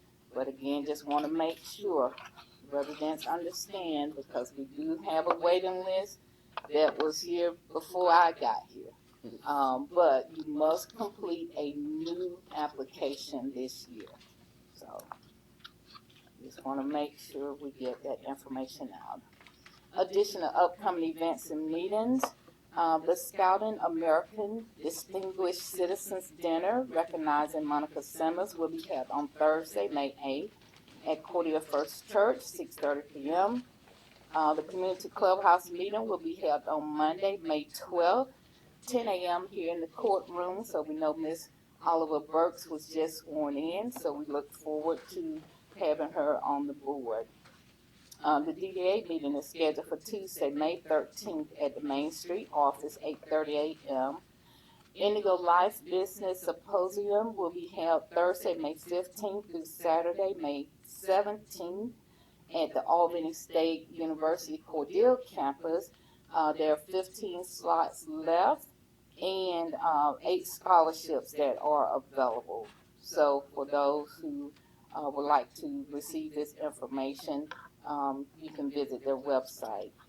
River Valley Legislative Luncheon will be held on Thursday, May 22nd at the South Georgia Technical College campus in Americas at 10:30 a.m. I do have one action item that I will come back to, and that is for GMA's District 8 officers for 2025-26. And you have the ballot information in front of you. President Vestaville Shepherd, Commissioner Cordele, First Vice President Keith Pendergrass, Mayor Pine Mountain, Second Vice President Kevin Brown, Mayor Una Vista, and Third Vice President Sarah Brooke Huckabee, Mayor of Araby. And so I will come back to the action item. And then you have my meetings and events for April. A couple of events I would like to highlight. The GMA listening session, as Commissioner Shepherd mentioned, was held on April 17th here in Cordele at the Community Clubhouse. You should have this at your seat, which is the 2025 legislative report. And these are some of the bills that passed with this session, as well as those that did not. But also, I would like to thank Senator Cardin Summers for sponsoring Senate Bill 13, and the bill expands GFA's authority to provide financial assistance for projects involving natural gas. So now they've added a natural gas component where they can fund those projects. So again, thanks to Senator Cardin Summers for sponsoring Senate Bill 13. And as mentioned before regarding codes, the roundtable is a great idea. Also, we want to let the citizens know, because I know I receive calls, you all receive calls, as well as codes regarding dilapidated properties here in the city. So just to give you all an update, we keep a list of properties that are reported to us, or those that are inspected by codes, and we move those along through the process. It is a long process, I know sometimes I will receive a call or meet people in the community and they say, well, I called about this house, nothing has been done. So I want the citizens to understand it is a long process. And just to give you an idea, on April 22nd, we had properties that we've been dealing with since October of last year that finally went through the process and a court date was held. And so, from my understanding, because I did not have the opportunity to sit in on the court hearings, but from my understanding, those property owners, even though they had from October 2024, they still were given by the judge an additional 60 days to correct the violation. Is that correct? So I want the citizens to know we are working on these properties, but there is a process. So hopefully after the 60 days, we will see some improvement. But if not, then hopefully the judge will order that the city can abate the properties. But just want to, keep you all aware of what we're dealing with. And so, if we could go back to the action items, unless you all have any questions regarding the properties that went before the judge, or any other questions. Yes. Sorry, anybody else have any questions first? First, I have a comment when you finish. Yes, ma'am, you can go ahead with your comment. My comment, like I told you, I went to the advisory meeting last week in Madison, Georgia. And your name came up, Ms. Redding. A lady by the name of Bernice, I didn't get her last name, but she's from Hazelhurst, Georgia. Oh, this. She served on the board with you in Tipton, Georgia at elected training. And she said that you did an excellent job and she felt honored to work with you. I hope that she can work with you again. So someone else asked me, where does she work? She said, Cordele, Georgia. She said she's interested in God. I said, no, she's not interested in me. I said, no. But at the same time, Larry Hampton spoke up at this meeting and said that out of the 12 district meetings that he has attended, the Cordele was the best. And the food was great. So I relayed that to caterer, Ms. Williams. So we had good compliment. I don't know why our name comes up in that meeting every time, but I appreciate them thinking so much of us. And they asked me for cards for Regina, but I didn't have but one card. So from now on, when we go to, I need her cards to pass out in the districts. And she had cards there, and all the cards were taken between the signing desk and at the serving line. All of her cards were gone. So thank you, though. Yes, ma'am. Any other questions? I have a few. This is more of a comment when we talked about the milestone service, and everything. When you go right outside these doors, turn right, there's two pictures up there on this wall right here, on the other side of this wall, for 50 years of service. We just had some people retired with also 50 years of service. I don't think it's okay to memorialize some and not others for the same amount of years. One person 50 years is good as somebody else 50 years. And if we can't do that, that calls into question for me why we do them and not others. So I want us to think about that. We can certainly do that. To be honest, I hadn't even looked at that wall, so I'm glad you mentioned, because now when I leave, I'll look. But that is something we can definitely do that. And then the propel time of the meeting. I don't think the propel is open to the public like it should be, being that way it was. I know we wanted the bigger thing that the University of Georgia did. The name escapes me. But I think we need to be conscious of when we hold meetings, because 8:30 to 9:30, a lot of people be working that don't have the luxury of taking time off or moving time around or what have you. And I know that's just not a conversation for the seat. I know it's a whole other committee that I'll be calling them. But when we go places and represent the city, we think about those people who may be interested in what's going on in the Propel program, and we think about how we can involve the broader spectrum of the community, and one of those things is always timing as well. That's pretty, like I said, people work. I'd be interested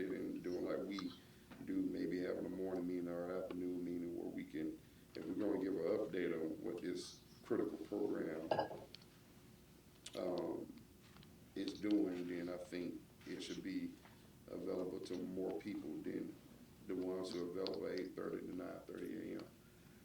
Mention it to the university. Okay.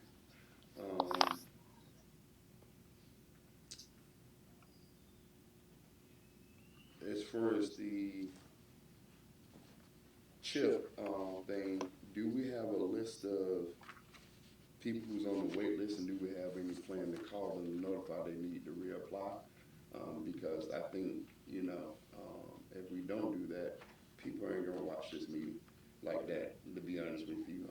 And especially people who make own homes and need repairs. I'm thinking there's a certain population, they ain't gonna climb on Facebook or go on Facebook and watch these meetings. So where does our plan to communicate to those group of people that they need to reapply? Southwest Georgia Regional Commission, they have a list, and so they're going to be notifying those individuals. And we can follow up and notify them as well, because they administer the grant, and I've already had conversation with Ms. Wade, and so that is one thing that we're doing as well. Okay, perfect. All right. And then, I don't know if this is a question for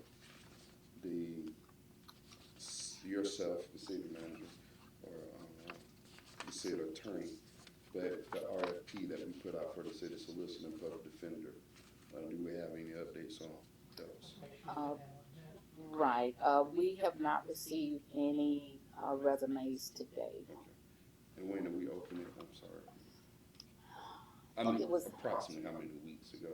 Probably about 4 weeks. Yes, at least 4 weeks. Yeah, okay. Okay. Let me do some groundwork. All right. Okay. And we can extend, because I'm thinking the deadline has passed. I check and confirm, but we can always extend it.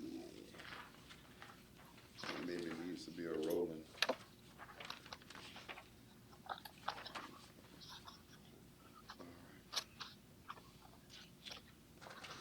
Any other questions, concerns? You had action items, I know.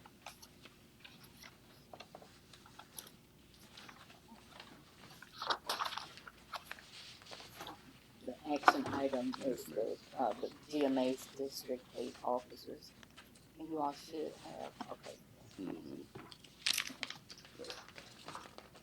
This one, the Yes, ballot? yes. Okay. You need that back? No, I can write down the information and then just submit it. What information do you need? I'm sorry. As far as, I would need approval from the commission in order to submit the form. Okay, so it's one collectively? Yes. Yes. This ballot is from the nominating committee, and it's for the officers for District 8. Okay.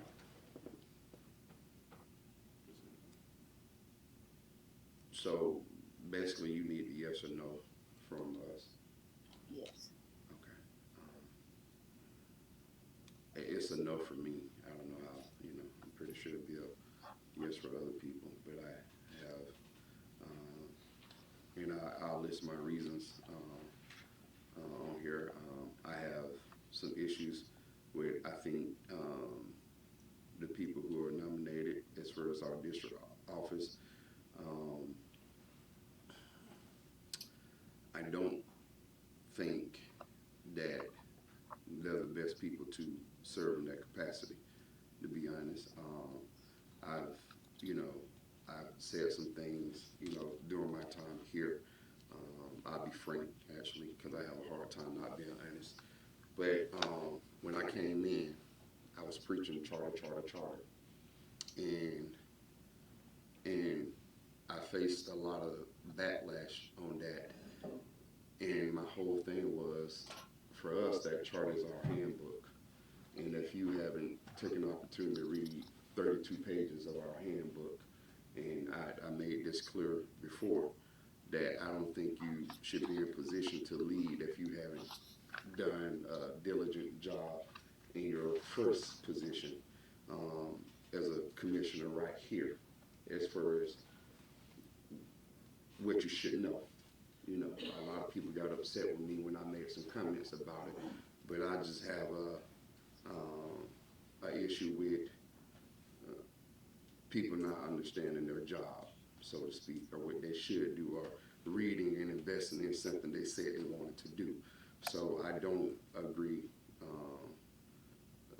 that our district should be led by Commissioner Shepard because of that very reason, or what have you. And you know, I've listened to some things over the week, mainly the anonymous recording that's out there, and it impressed upon me just how somebody could be so wrong so often. And I've had this conversation, and people know that where I stand with comments that Commissioner Reeves was the smartest commissioner up here. And I thought a lot about that lately because I've been listening to what I received with the anonymous recording, not anonymous because we know who recorded it now. But Commissioner Reeves had been wrong about what he said. He was wrong on the majority of that thing. And I understand he had served them out more time than anybody up here. But he was wrong about a lot of things that he said. And for someone to follow with dying loyalty to that and not seek knowledge from himself, even the Bible said, get understanding. And if someone hasn't got their own understanding, I'm not for putting them in a position to lead our district when you can simply do. And part of that was being braggadocious on the recording about doing physical harm to the county fire chief or what have you.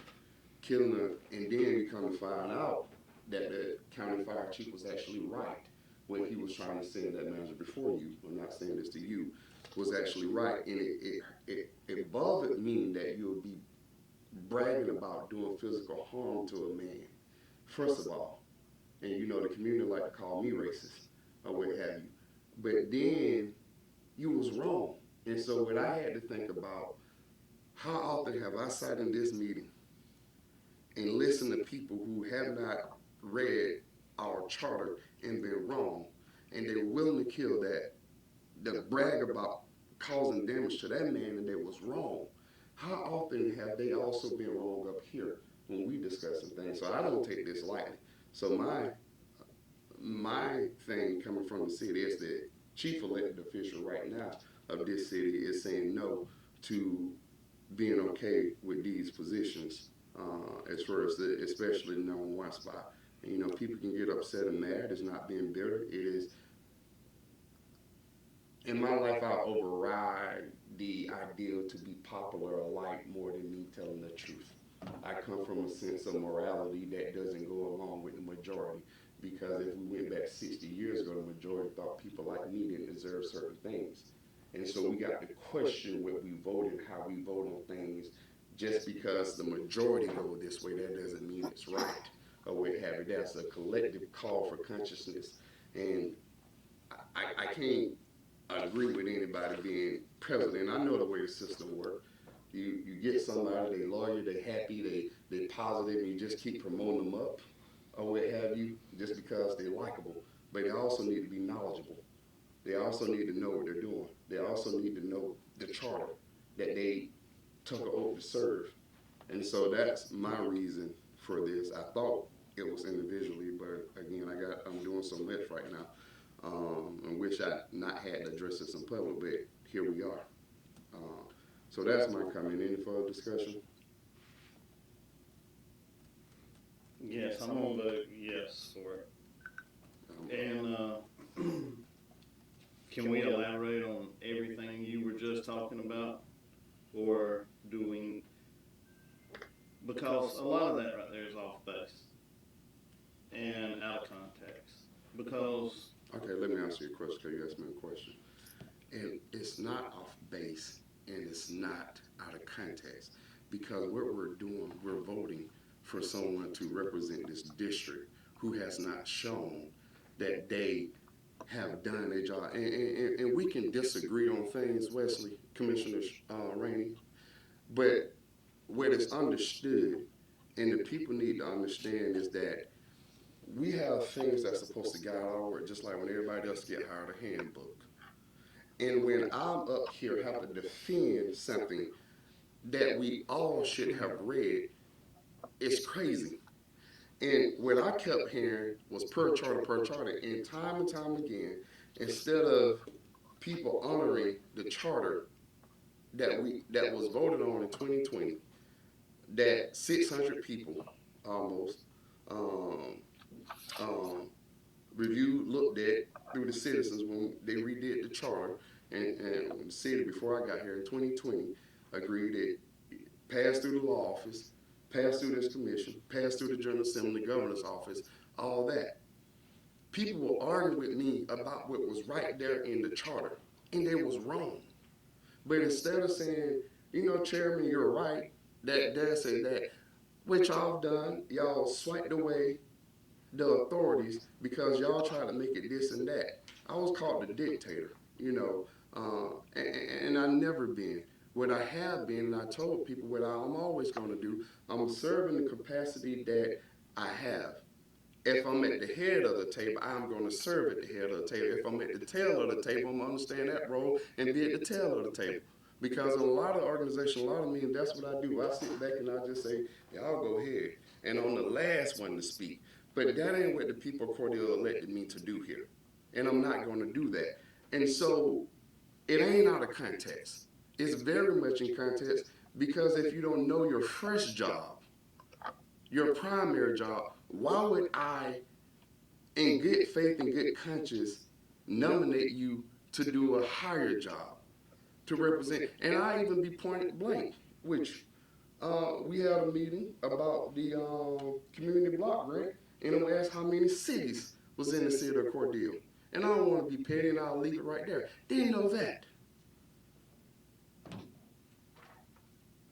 And so it's not out of context. It may seem in bad taste, and I can understand coming from your perspective. It may seem, but honesty still have its place. But y'all know that. Y'all just like to take selective honesty from certain people because it's kind of vote for Donald Trump. And when people justify his behavior, it's always about, but he's telling the truth. But y'all want truth coming from only certain places and certain people. And so this is my truth. And all I'm saying to you is not out of context, and I'm elaborating because Commissioner Shepard, let me be very crystal clear. While I think Commissioner Shepard is a great person and has served this community well, when you get elected to this position, you have to know your job and authority as now a commissioner. And will that authority as a commissioner, will know your job as a commissioner and not just a citizen.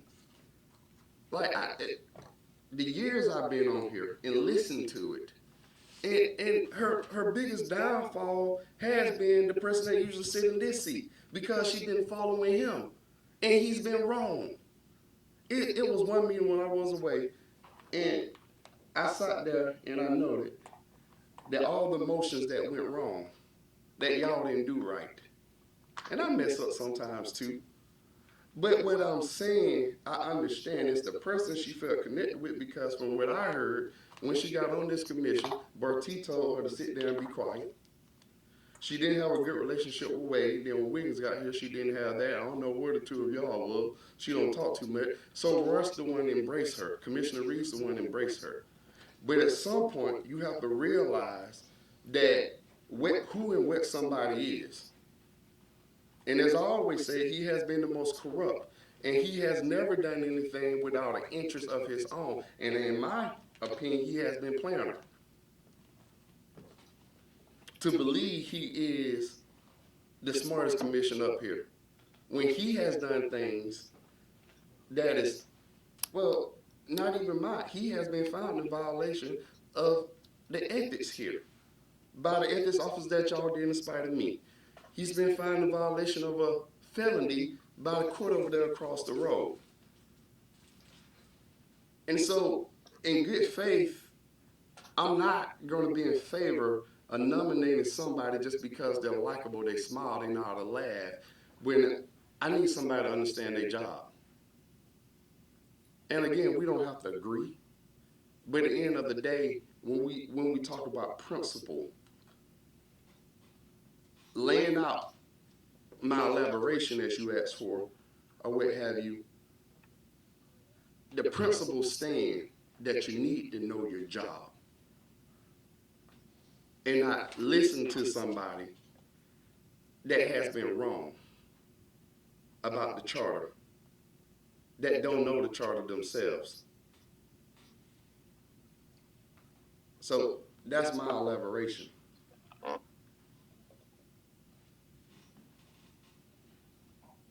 Any other discussion?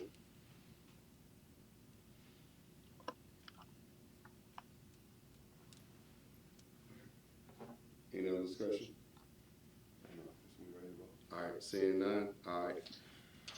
I guess we have a collective vote. I will say, if you all want to take them individually, because I can always write on this and just state how the votes were, because I mean, they list each office, and so it states that your city in favor of the nominees for the positions of president, first vice president, second vice president, and third vice president. So as a governing body, if you all would like them to take them individually, then I can take down whatever, vote is taken and submit that to GMA. You mean so we will vote individually on Yes, if you each would like position? to vote individually. How does the commission like to proceed with that? All together or one by one? Hopefully ballot, please. The entire ballot? Yes, sir. All right, Commissioner Hawes, how do you proceed? Entire ballot? Or one by one? We can vote one by one. Okay. Commissioner? I'm fine with the entire ballot. Okay. Well, there you go.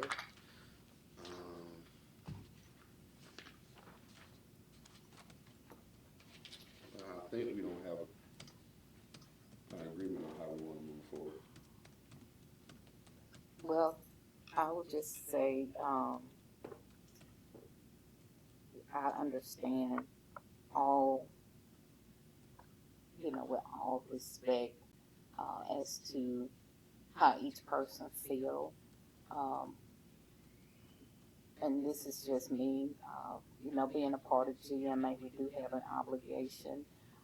It was sent as, an entire ballot. And I can submit it with no action taken. I don't have a problem with doing that.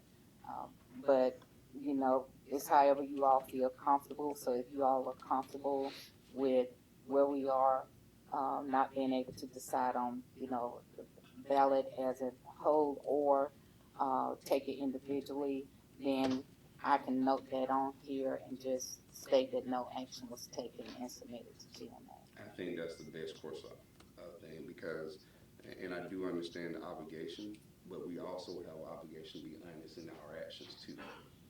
And if this commission or certain members of this commission don't feel like this is okay, then this is a way of we saying, stating that, or what have you. And I hope that they respect that on their end.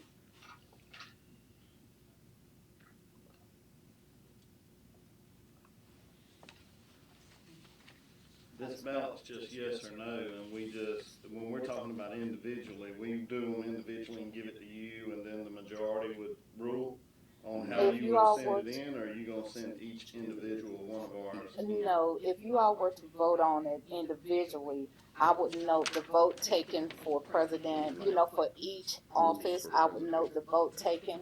And when I submit it to GMA, I would submit, because it would be part of the minutes as well, this is how the vote was taken in regards to these officers. Since we're in discussion stage and haven't been, motion on, we can go with the individual if they would like. I have no problem with it. If you wanna go individual, we can do one by one.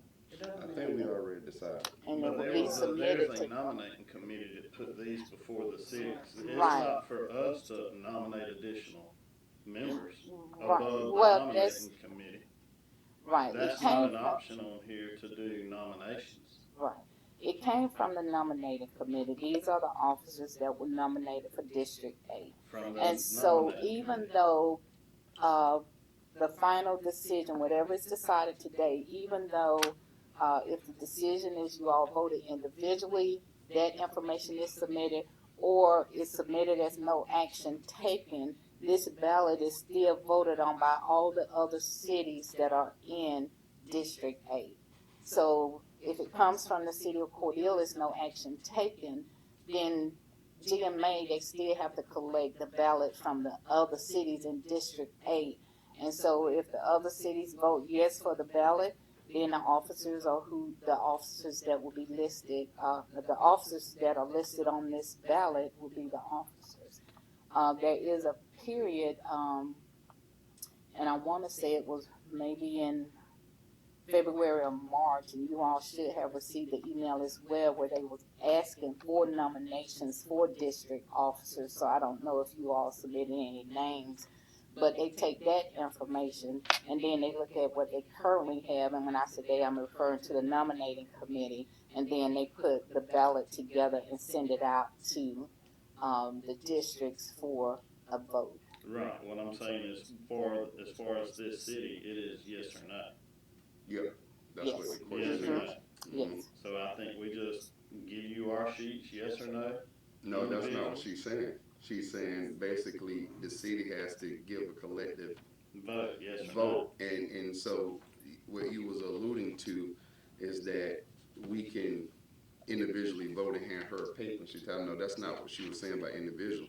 She's saying we can say who we agree with, who on this paper as president. We each vote whether we want yea or nay for that president. Then go to first vice president. Each one of us vote yea or nay for that first vice president, and then so on, and then she provide that sheet to them.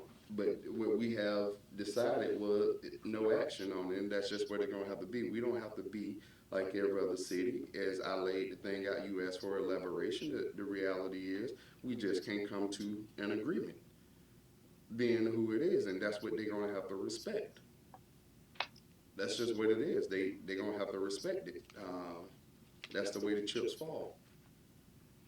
And so I want to be clear in what I'm submitting, because there was not a vote taken that says no action. It's just there was no action taken by the I commission. think so. Which is a decision in itself. Any other action items? No, that's all that I have. And last but not least, because I know the next meeting will be a few days away from Memorial Day.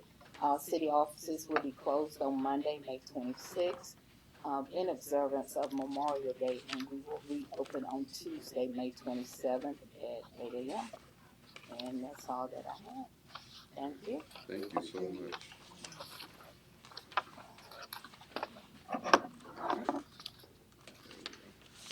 All right. City Attorney, do you have anything?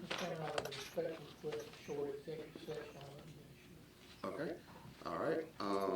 City Attorney has requested an executive session on litigation. Will there be any other need for executive session? No. All right. Seeing none, we should go into a vote for executive session for the purpose of litigation. All right. Do we have a motion and a second to go into executive session? Second. It's been properly moved and second that we go into executive session. All right. Commissioner Rainer, how do you vote? Yes. Commissioner Owens? Yes. Commissioner Shepard? Yes. All right. We shall enter executive session at this time, 11:04. All right. 11:04. Do we have a motion and a second to come out of executive session? Second. It's been properly moved and second that we come out of executive session at 11:17 a.m. All right. Commissioner Shepard, how do you vote? Yes. Commissioner Owens, how do you vote? Yes. And I vote yes as well. All right. So out of executive session, 11:17. All right. All right. All right. Motion to adjourn. Second. I've been properly moved and second that we adjourn this meeting 11:17. All right. Commissioner Shepard, how do you vote? Yes.